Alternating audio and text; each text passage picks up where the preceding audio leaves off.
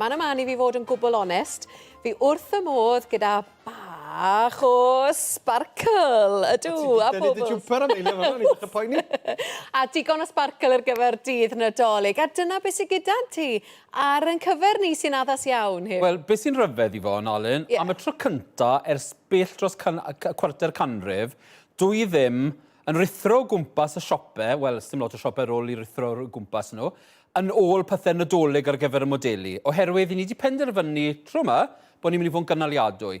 O'n i'n siarad yn yr eitem cwbwrdd ffasiwn wythnos diwetha am fod yn gynaliadwy adeg Nadolig. Petai pob un yn gwisgo dilledyn sydd dyn nhw yn y cwbwrdd dillad yn barod, yn not yn y gwisg gyfan gwbl newydd ar gyfer dydd Nadolig, mae hwnna'n gyfartal a 56 miliwn o geir yn dod bant o'r hewl am ddwyrnod cyfan. Meddylwch gymaint o llygredd i ni'n serfio arbed drwy just gwisgo rhywbeth, ond i fe? Ie, gael ddefnyddio. Oeddi nyr cyfartaledd. Amser chi'n clywed yr ffigurau yna. Felly heddi, boys, mae'r modeli, mae hi'n ffas i gweithio'n rili galed. Fi di fed Baileys trwy'r bore, fi eitha hapus ai, oherwydd mae'r modeli wedi bod yn ei cwbwrddau dillad i hunain, a wedi dod mewn a desddol a dewis beth byddwn nhw'n gwisgo adre dydd Nadolig. Felly, yr un modeli sy'n ni'n wythnosol, Hayley dyn ni fan hyn, edrych just y peth. Gallai sicrhau chi o un peth, boys. Mae Hayley yn gweud celwydd yn ffasiynol.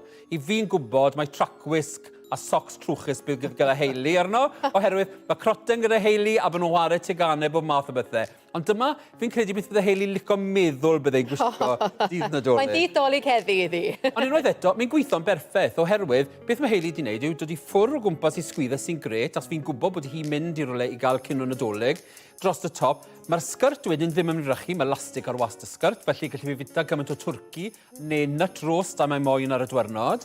A mae sglein yn y sgrt a Sbarcl, felly mae'n teimlo'n nadoligedd. Ond os ewch chi lawr at y boots sgleiniog, unwaith eto, dyn nhw ddim yn uchel. Felly, maen nhw'n gyfforddus i wisgo i gyrraedd o gwmpas llefydd hefyd. A ffwr ffug, wrth gwrs, sydd o gwmpas yr ysgwyddau yna. Ffwr ffug dyn ni ar y raglen fan hyn, boys. Ac erbyn hyn, mae'n ddewis ffantastig o'r ffwr a pethau. Mae popeth mae'n modeli'n gwisgo heddi gyda llaw.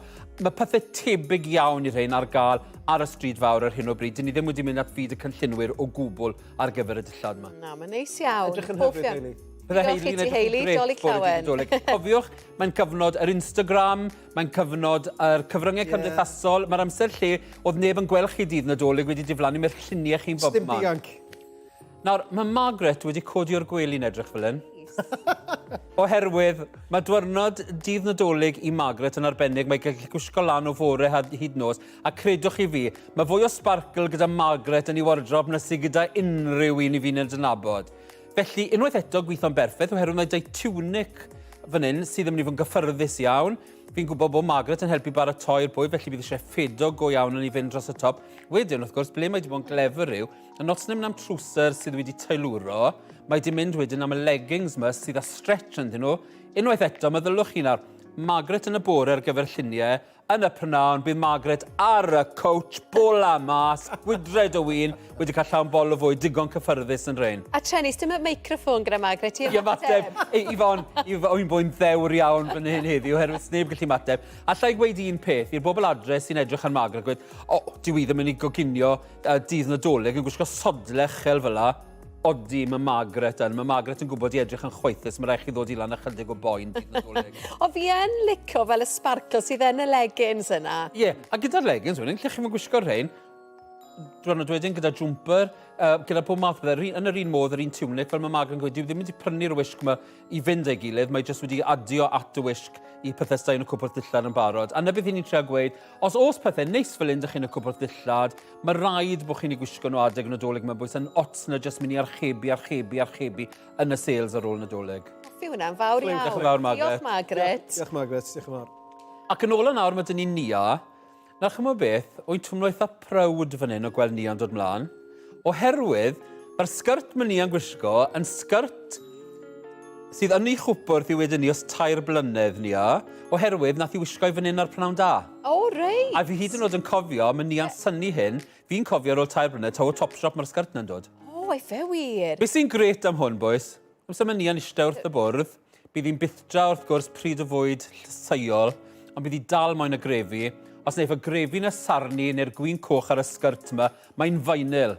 Felly, wet wipe, chi fe bant yn straight, os neb yn gwybod bod chi wedi sarni dim. Ie, ti'n lli dweud bod y defnydd yn eitha Odi. gwahanol. A dyna oedd yn y pelio i ni, a siwr o fod, pan oedd i edrych ar y sgert. Beth sy'n neis am hon fi'n credu, beth mae Nia'n gwisgo fan hyn, unwaith eto, chi'n gallu gwisgo fel lan gyda'r sglaen y sgrt, ond mae Nia'n gweud, mae'n gwisgo'r sgrt yma gyda jwmper mae'r trwchus a trainers hefyd. Felly mae jyst yn addasu'r pethau sy'n y cwbl dillad, mynd am defnyddiau bach mwy moethus, y satin nes ag at y sglaen ar y sgrt, ac wedyn adio rhywbeth bach mwy diddorol gyda'r boots, oherwydd patrwm crona nifal gyda'r ein wedyn. Felly mae Nia'n cadw'r ffasiwn i fan ni hefyd ar ddydd Nadolig. Iawn, cyfredol iawn. Diolch i chi. Diolch i chi.